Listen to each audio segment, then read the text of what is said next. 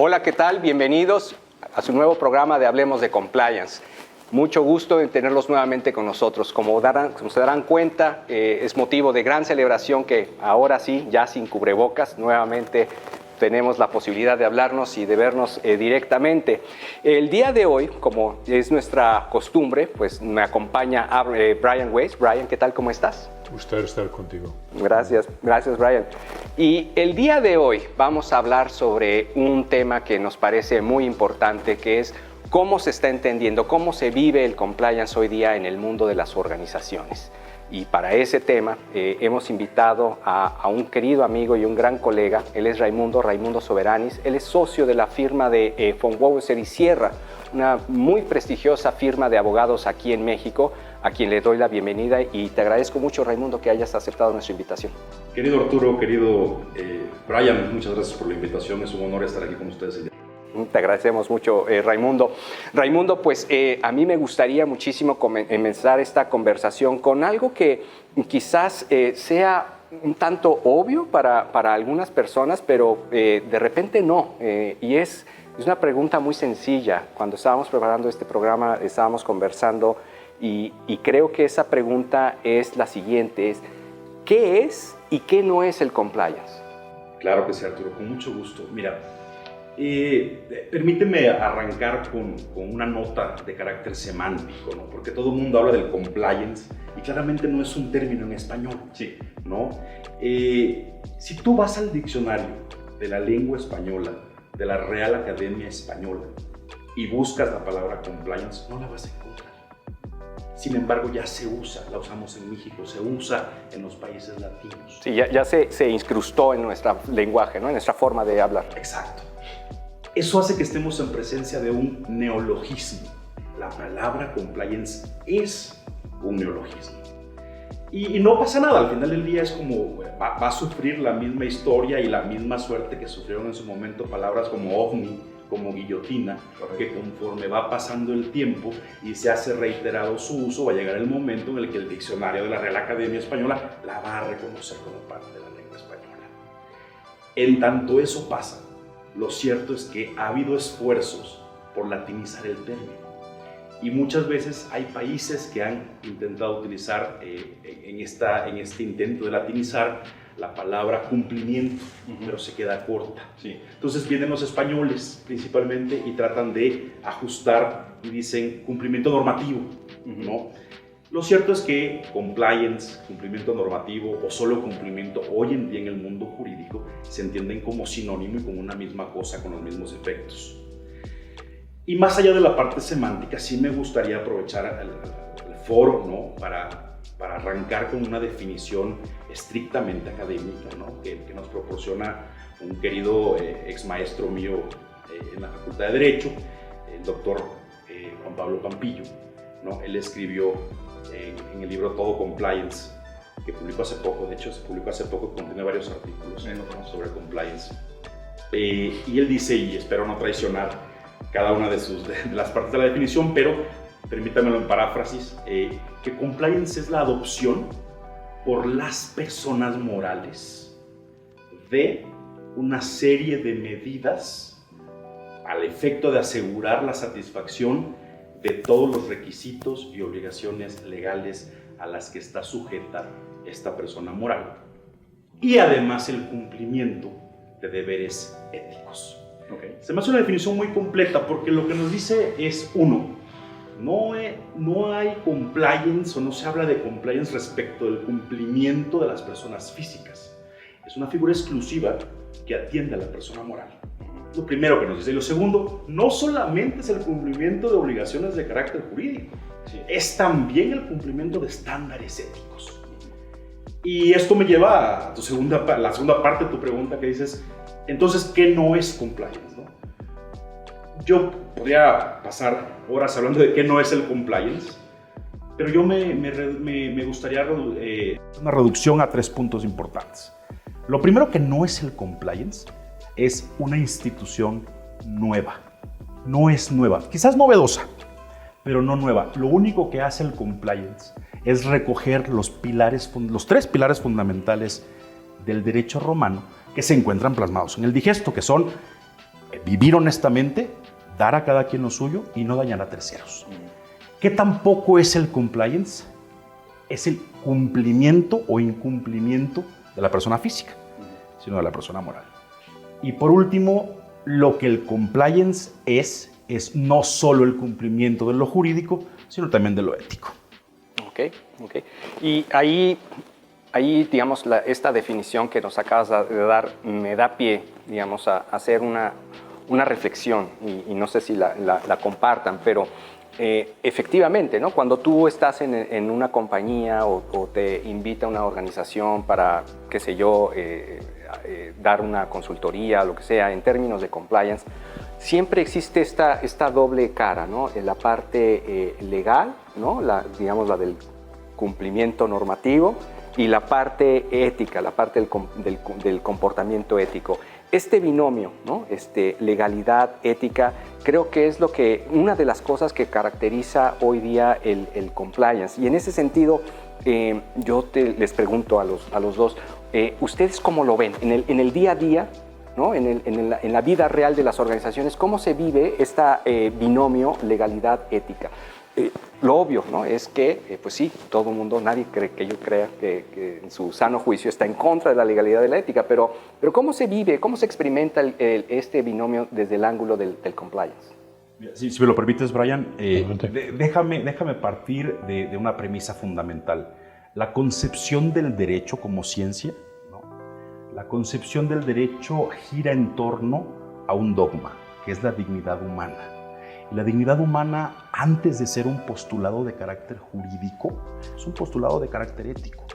Desde la Declaración Americana de los Derechos y Deberes del Hombre de 1948, en el preámbulo se establece y se dice expresamente que los deberes morales presuponen, conceptualizan y fundamentan los deberes jurídicos. Es decir, antes de llegar a la norma jurídica existe un test, un análisis de la parte ética. Y incluso Sergio García escribió algo que se me hizo muy interesante en algún momento y decía que el derecho no es más que la vida codificada. Y es cierto, porque lo que hace el derecho es ya recoger, ya propiciar el progreso moral. Entonces, partiendo de que no se puede entender derecho sin mirar a la parte ética, yo te digo que entre legalidad, este binomio legalidad y ética se reduce a lo siguiente, en el ámbito específicamente del compliance. La legalidad mira estrictamente al cumplimiento de la norma jurídica, mientras que la ética mira a la convicción del por qué se va a llevar a cabo el cumplimiento. Es decir, lo que busca la legalidad es que el sujeto, la persona moral, a través evidentemente de las personas físicas, ¿no?, cumpla con la norma, con sus obligaciones, independiente, no digo sin importar, porque hay que tener mucho cuidado con la terminología. No digo que no le importe, digo que es independiente a lo que esté pasando en el sentir del sujeto obligado a cumplir. Sin embargo, la ética va más allá y se preocupa por la convicción y la satisfacción del sujeto obligado. Y en este sentido de esta preocupación, lo que buscan las empresas en el ámbito del compliance es que todos sus colaboradores cumplan con la convicción de que cumplir es correcto, se sientan satisfechos con el cumplimiento. Y cuando logras empatar legalidad, por un lado, y eticidad, por el otro, dentro de una empresa, logras lo que se llama cultura empresarial, digamos, adecuada, legal / ética. Brian, ¿cuál es tu visión? Yo lo veo un poco diferente y no es necesariamente en contradicción, pero veo un poco compliance siendo cumplimiento realmente con normas. Y el asunto son las normas. Y hay ética que da ciertas normas, ¿no? Norma de actuar. Pero también incluye otras normas que probablemente no son ética o no ética. Y en mi pasado, trabajando en una compañía industrial, hay ciertas normas para evitar accidentes. Por ejemplo, y es muy importante el cumplimiento con esas normas, ¿no? Eso lo encuentro, yo lo veo también dentro de cumplimiento, de compliance, digamos.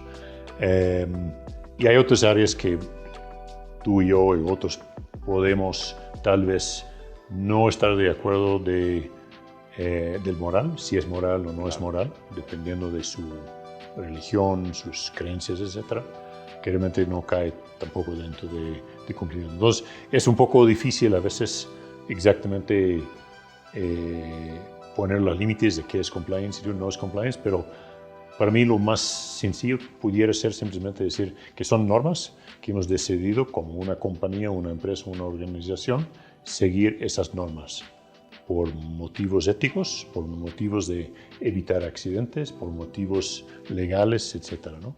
Y el compliance es un mecanismo de asegurar que todos dentro de la organización trabajen en la misma dirección, ¿no? Eso es una vista un poco de otro punto de vista. No, claro, y creo que bastante válido también.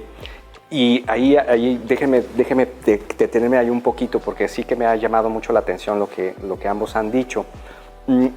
Cuando uno va, por ejemplo, a una compañía, a una organización y está hablando, digamos, con el oficial de cumplimiento, con el compliance officer de esa compañía, normalmente los temas que uno habla en ese espacio, con ese interlocutor, giran sobre todo en torno, qué sé yo, a las normas o a las leyes anticorrupción, a las leyes de lavado de activos, a las leyes de, digamos, de data privacy, ¿no? De data protection, en fin, todos esos temas, digamos que podríamos llamarlos, si me permiten la expresión, los grandes temas, ¿no? No veo, o al menos no me ha tocado, ¿no? Estar frente con un compliance officer y que su preocupación sea las normas de, digamos, el uso del uniforme, ¿no? Por parte de los empleados, etc. ¿Cuál es entonces, ¿no? ¿Qué temas sí entran, ¿no? en la discusión con el compliance officer y cuáles son más bien de otras áreas de las organizaciones? ¿Ustedes qué opinan? Cuando estabas hablando así, se me ocurrió un ejemplo interesante, un contraste, ¿no?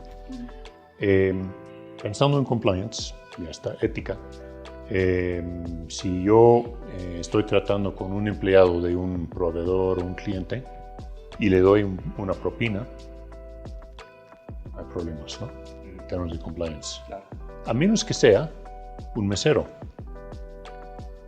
¿Y eso por qué? Buen ejemplo, ¿eh? ¿No? Claro. Y creo que la respuesta, y estoy pensando eso solo en el momento, pero estoy pensando que la diferencia es que la norma, con el tratamiento con meseros, y que me vas a tratar bien como cliente, mejor si te doy una propina o te voy a agradecer con una propina a tu trabajo, es que la norma es que sí se hace eso. Y en otras compras compras de servicios, compras de productos de un cliente o algo así, no es así. Entonces es un ejemplo en que una misma actuación es diferente en dos situaciones diferentes, pero es la misma acción, pero la norma es diferente, ¿no? Sí. Totalmente de acuerdo. Lo cierto es que en nuestro día a día como asesores legales de múltiples empresas nacionales e internacionales en México, es difícil esta división entre lo ético y lo legal. Sin duda alguna, no es un blanco y negro, ¿no? Incluso hemos tenido discusiones acaloradas tanto con clientes como con parte del equipo, del despacho, donde decimos tendría que haber un solo código de compliance donde estén todas las normas compliance y políticas compliance y ahí mismo ingresar la parte ética, o debería haber un código de conducta que mira lo ético y por otro lado políticas compliance, ¿no? Entonces, lo cierto es que no es una respuesta blanco y negro, ¿no? Claro, claro.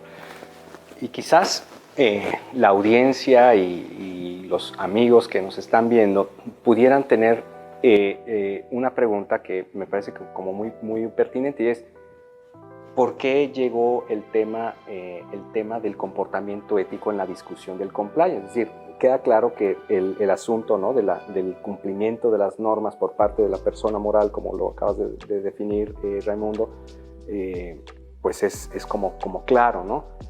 Pero ¿en qué punto, ¿no? Organizacionalmente hablando, ¿no? Desde el punto de vista de las corporaciones, el tema ético vino a flor, ¿no? Y se convirtió en un asunto de tal magnitud o de tal importancia que hace parte de lo que actualmente llamamos compliance. ¿Ustedes qué opinión tienen al respecto? ¿Cuándo fue ese momento? Pues mira, yo creo que tendríamos que, para darte respuesta, que mirar a la historia y el desarrollo del compliance, no solamente en México, sino a nivel internacional. Y cuando me hacen preguntas de este tipo, me gusta dividir en 3 momentos históricos. Yo les llamo boosters. El primer booster a nivel internacional que hubo y que puso, porque hace 40 años no se hablaba de compliance realmente. ¿Qué puso, no, en el mapa el tema del compliance? Y fue, desde mi punto de vista, la publicación y entrada en vigor hace aproximadamente 40 años de lo que conocemos como la FCPA, esta ley estadounidense transfronteriza, ¿no? La anticorrupción, ¿no? Anticorrupción, claro, y que sanciona a empresas que no necesariamente tienen que ser estadounidenses, por eso digo transfronteriza, ¿no? Por actos de corrupción. Incluso las penas más grandes y gravosas que se han impuesto en aplicación de la FCPA ha sido a empresas no estadounidenses, ¿no? Entonces, prendió un primer foco rojo a nivel internacional. Pero tengo que reconocer que hace 40 años, no precisamente en los países latinos se prendió ese foco rojo. Y después de eso, hace 20 años viene lo que yo le llamo el segundo booster, que se dio a través de la firma de la Convención de Mérida, la cual obligaba a los estados signatarios, incluyendo a México. 2008, por ahí, ¿no? Por ahí más o menos, sí. Obligaba a los estados signatarios a reconocer internamente la responsabilidad penal de las personas morales. En ese entonces, en México, las personas morales no podían delinquir, ¿no? Está este latinajo, ¿no?, que nos gusta tanto a los abogados, de societas delinquere non potest, ¿no? Significa la persona moral o la sociedad no puede delinquir. Y al menos yo así crecí y así me crié en mi mundo jurídico, ¿no? Con esa idea de que las personas morales no pueden delinquir. Y después de la firma de la Convención de Mérida, ya concretamente en México, pues el tercer booster, como yo le llamo, es precisamente la creación del Sistema Nacional Anticorrupción. Porque la creación, por allá del 2015, del Sistema Nacional Anticorrupción trajo un impacto directo en 2 tipos de legislaciones, la administrativa y la penal. Y resulta que, desde el punto de vista administrativo, se publica la Ley General de Responsabilidades Administrativas, que dice las personas morales, obviamente actuando a través de sus colaboradores, ¿no?, en su representación y en su beneficio, si cometieran una conducta calificada como grave por parte de esta ley, entonces van a ser responsables la persona moral como tal, ¿no? Y te lista conductas como el cohecho, ¿no? Prácticamente todo se reduce a corrupción, pero el cohecho, el soborno, la colusión, ¿no? Y eso es desde el punto de vista administrativo. Y desde el punto de vista penal, está publicada entre 2014 y 2016, viene todo este tema del Código Nacional de Procedimientos Penales, vienen varias reformas al Código Penal Federal y también te reconocen, ya no en materia administrativa, en materia penal, la responsabilidad penal de las personas morales. Desde mi punto de vista, si antes tu empresa no podía delinquir, ¿no?, pues estábamos relajados. Estoy hablando de México. Pero si vienen 2 leyes bastante agresivas y te dicen, no, claro que puedes. Y no solo puedes tú, persona moral, porque te preguntas, oye, pero ¿cómo que delinque y cómo la metes a la cárcel? Evidentemente hay otro tipo de sanciones, pero que van desde una multa, ¿no?, hasta la desaparición, la muerte social, como le llamamos los abogados, ¿no?, con la liquidación y todo lo que tenga que ver. Entonces, claro que puede ser muy agresiva la sanción que te establecen estas leyes, pero lo interesante aquí es que se levanta el velo corporativo. Y si la persona moral, por una falta de cuidado a uno de sus directivos, comete estas conductas en su beneficio, usando sus medios, etc., usted puede meter a la cárcel como directivo, ¿no? Ya no es de que no, la responsabilidad topa en lo que haya de la persona moral, sino a mí no me va a llegar nunca. Ya te llega, ¿no? Entonces, claramente todos los directivos inteligentes dijeron, vamos a protegernos contra esto. Y aquí viene el truco. Tanto la ley administrativa como las leyes penales que acabo de mencionar te establecen como atenuante, incluso como excluyente, responsabilidad, ya sea administrativa o penal, el que tengas un programa interno robusto en ejecución, vigente, actualizado de compliance. Entonces vino este boom, ¿no?, de oigan despachos, háganme mis políticas compliance. Entiendo, muy interesante, Raimundo. Vamos a un corte comercial y regresamos de inmediato con ustedes. Estamos hablando con Raimundo Soberanis, él es socio de von Wöbel y Sierra, y estamos hablando sobre varios aspectos importantes del compliance. Por favor, quédense con nosotros.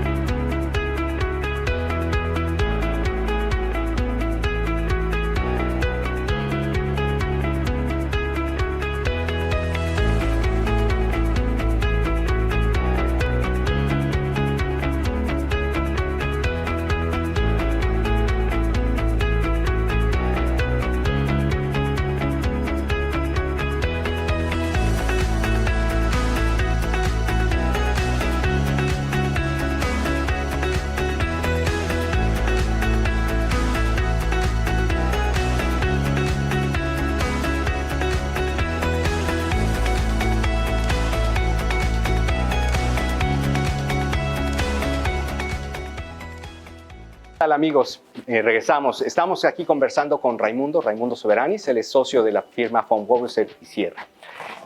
Antes de irnos estábamos hablando un poco sobre la historia del compliance en términos de los 3 boosters en los cuales estabas hablando, Raimundo, que además de claro me parece muy interesante porque efectivamente te permite entrever que el tema del compliance no es nuevo, no es algo que uno pueda decir que tiene apenas unos años, al contrario, tiene bastantes y si uno lo ve, digamos, desde una perspectiva internacional, ¿no?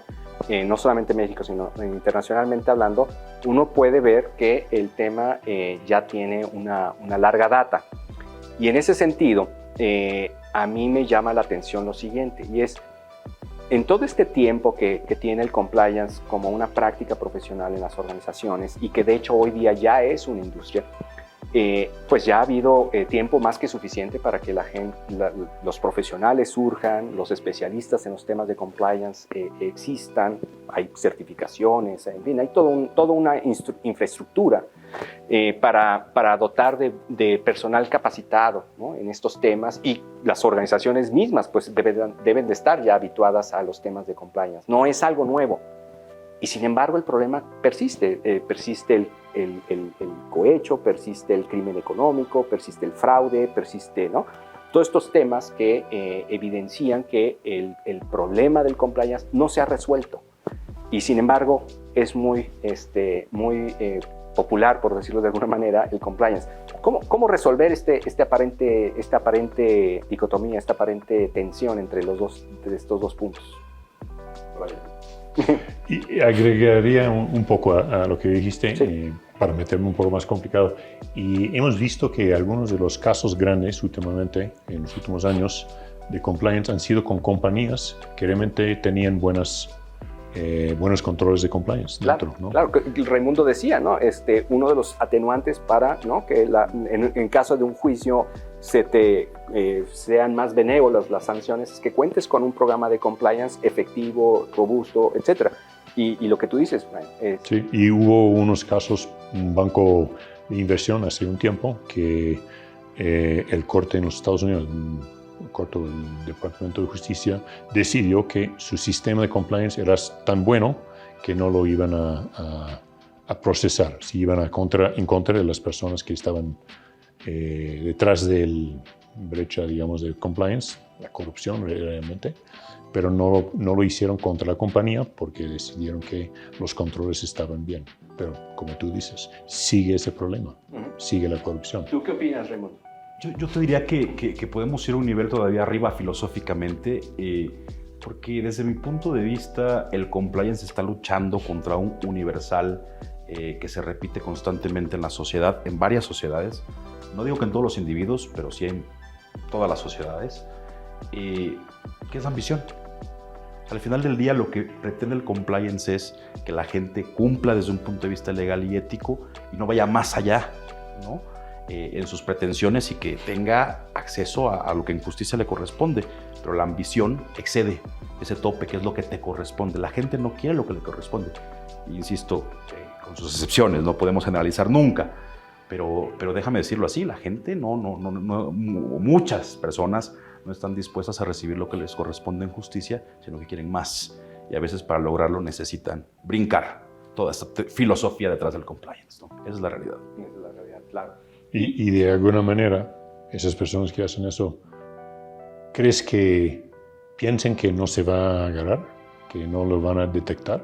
¿O piensan o lo hacen igual pensando que, bueno, vale la pena arriesgarse así? Esa ambición ¿cómo pueden seguir la ambición sabiendo que hay todos esos controles y riesgos? Yo creo que hay de los dos. Yo creo que hay de los dos tipos. Habría que separar en dos grupos. Aquel que cree que realmente no va a ser encontrado, y entonces ahí debería haber una forma de fortalecer probablemente las medidas o los mecanismos, y por el otro el que dice yo me arriesgo aunque sé que los controles son suficientes. Es difícil. Vuelvo al tema de que cuando estamos hablando se cruza tanto lo ético, lo filosófico, lo moral y lo legal, que es difícil hablar de blancos y negros, ¿no? Y déjeme también plantear una cuestión que me parece interesante abordar, y es, usualmente cuando se hablan de delitos dentro del ámbito de una compañía, tendemos a pensar que el culpable o el perpetrador del ilícito, de la irregularidad, es un individuo o un conjunto de individuos, ¿no? Nunca nos hemos detenido a pensar, y bueno, ¿y qué tal si el sospechoso es la organización en sí? Es decir, aquellos casos en donde las propias rutinas, las propias dinámicas ya institucionalizadas dentro de una organización llevan, ¿no?, a que el individuo de manera a veces inconsciente cometa aquellas irregularidades. ¿Y por qué lo pongo? Lo pongo porque hay casos bastante documentados en donde se sabe que las organizaciones que fueron encontradas culpables de prácticas, por ejemplo, corruptas, de pagar sobornos, habían institucionalizado a tal grado el tema de la práctica corrupta que hasta tenían subsidiarias para pagar sobornos. En ese contexto, como individuo, como persona, como participante de la organización, ¿qué puedes hacer para, digamos, enfrentar ante esa situación cuando estás trabajando en una compañía y la propia compañía te invita a que cometas esos ilícitos? Ahí, ¿tú qué opinas, mi querido Raymond? Complicado. Yo considero que si la compañía ya, y déjame usar esta expresión aunque suene fuerte, está podrida, ¿no?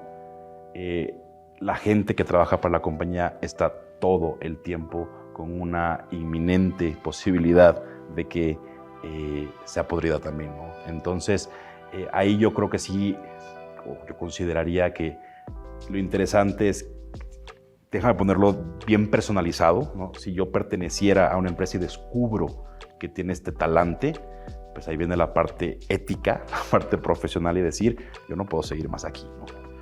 Pero sí ya es un tema, insisto, ética. Y otros dirán, ¿por qué esas empresas saben que no pueden ser fructíferas desde su ahora sí que desde donde están podridas, ¿no? Salvo que den un beneficio mayor que el que daría una empresa que no lo está. Y entonces viene el juego de la ambición. Y entonces a lo mejor sí te retienen, ¿no?, por un tema de que aquí vas a ganar más, aunque corras más riesgos. Entonces es un problema sistémico. Claro. Quizás eso explique un poco los temas de los sistemas de recompensas, ¿no? Un poco incentivar a la persona también para decirle, no tienes por qué estar asistiendo o compartiendo de esa forma, puedes denunciarlo, ¿no? ¿Tú qué opinas, Ray? Sí, yo creo que lo que pusiste así como pregunta toca otro asunto, un poco hasta, yo creo que con el compliance, con la conducta ética en las empresas, en las organizaciones, lo que estamos intentando hacer es casi cambiar un sistema de creencia, ¿no?, de cómo se debe actuar. Y yo diría, no solamente una empresa que tiene esa actitud, hay todas industrias que hay que cambiar, ¿no? Y eso por parte es un poco de el reto, ¿no?, el desafío de compliance, es que realmente compliance es dirigir las creencias hacia conducta ética, una cierta en términos de corrupción, algunos otros términos no, pero en términos de corrupción o anticorrupción, antifraude, trato de personas, todo eso es convencer a todos de creer que realmente es posible hacer negocios bien sin necesariamente incurrir en esas prácticas. Siempre va a haber algunos que son más ambiciosos y no les va a importar tanto esas normas, pero la idea es mudar la creencia, la ética, el concepto de los que están en la empresa, en la industria o en la posición de que sí se puede y sí es así que debes hacerlo. Claro, y de hecho la historia nos enseña algunos ejemplos al respecto, ¿no? De cómo modificaciones en las conductas compartidas, ¿no? en la ética, transformó e incluso liquidó industrias. La industria de la esclavitud, ¿no? La industria de la esclavitud, que era toda una industria, había proveedores, había una oferta, había una demanda, había reglas, ¿no? Había incluso instituciones que regulaban ese mercado, y desapareció en el momento en que empezó a haber este cambio en las mentalidades de los individuos, ¿no? Totalmente. Muy bien. Y eso creo que nos pone la antesala para empezar a avanzar en los temas, bueno, y hacia dónde más está avanzando el compliance. Ya hablamos de lo que es, de lo que no es, ¿no? De lo que significa o implica el compliance hoy día. Pero ahora echémosle una mirada al futuro. Brian, ¿tú qué opinas? ¿Hacia dónde se mueve el compliance? Bueno, ya hemos tenido ese plática un poco en anteriores sesiones, pero una pregunta que siempre me gusta hacer, vemos expandiendo los boundaries, ¿no? Las fronteras de compliance. Se ve mucho hoy en día asuntos lo que se llaman ESG, ¿no? Ambiental, social y gobernanza, ¿no? O ASG, creo que es en español. ¿Eso debe ser tipo de compliance? ¿Ese debe caer dentro de compliance o es una cosa totalmente aparte? ¿Cómo lo ves? Mira, Brian, yo considero que el ESG, como lo acabas de mencionar, no es más que un compliance recargado. O sea, por sí solo no creo que tenga existencia o vida propia. El ESG es un enfoque que viene a hacer madurar y evolucionar, incluso sofisticar el compliance. Yo me atrevería a decir que lo que hace el ESG es imprimirle al compliance tradicional que conocemos metas más elevadas. Por ejemplo, cuidar el respeto a los derechos humanos, cuidar la dignidad e integridad de los empleados y cuidar el medio ambiente.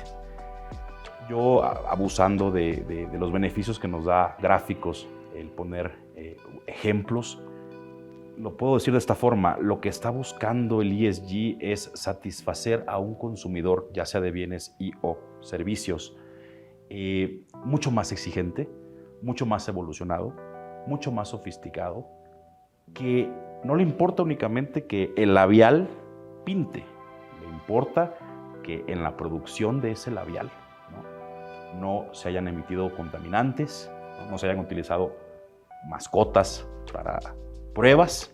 Entonces ya es la empresa va a cumplir la norma, ¿no? Que es el cumplimiento normativo y ético, pero además tiene que satisfacer a ese nuevo consumidor y decirle: yo aparte soy cumplidor de estándares que sé que te interesan. Y eso es lo que viene a hacer el ESG, a evolucionar y a recargar el compliance tradicional. No quita el compliance y no tiene vida propia el ESG, pero juntos crean, digamos, un compliance 2.0. Sí, tal vez lo que hemos visto es, bueno, y hay como ha sido bastante bien, mucho platicado en los medios hace tiempo, cuando se cambió esa idea de la empresa, su objetivo es aumentar el valor para sus accionistas dentro de los límites de la ley, ¿no? Y ahora, como tú dices, es un poco más, o bastante más, ¿no? Para los consumidores es no solamente aumentar el valor para accionistas, pero también cumplir con los deseos, normas, la ética de los consumidores, de su público, de sus empleados, de todo eso, ¿no? Y eso, como tú dices, creo, tiene que hacerlo a través de compliance. Y el consumidor está dispuesto a castigar. O sea, el consumidor, si hoy saliera, digamos, de algún refresco famoso o alguna gaseosa famosa con pruebas suficientes y en fuentes serias que para llegar a ese producto que tú consumes, ¿no? Se convirtieron en la empresa más grande en contaminación del mundo, el público va a castigar. El público, y en gran porcentaje, va a dejar de consumir el producto. Quizás antes el público estaba más dispuesto a tolerar ese tipo de quebrantos, ¿no? Pero ya es un público mucho más sofisticado que va a castigar. Y lo que he visto un poco es, anteriormente tuvieron que argumentar y mostrar esa conexión de cómo eso va a afectar su mercado para decir que vamos a hacerlo así, porque el mercado nos pide y porque si no nos va a quitar el precio. Ahora hay como saltado ese asunto y la empresa debe actuar bien y después se ve que hay también beneficios monetarios o de mercado, etc. Pero es un cambio un poco en los objetivos de la empresa. Ya ha sido bastante comentado por un CEO de un gran banco de inversiones, el más grande del mundo, que sí, que eso ya es el enfoque de las empresas y no necesariamente que hay que probar esa conexión con el dinero, el valor de acción.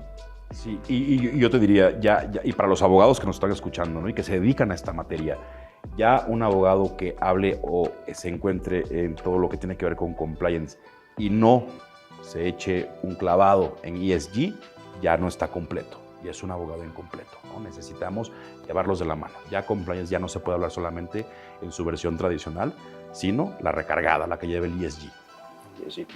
Pues muy bien, creo que con esto estamos prácticamente concluyendo este programa. Te agradezco mucho, Raimundo, que nos hayas acompañado en este programa. Realmente disfruté muchísimo esta charla, realmente muy interesante, temas muy importantes.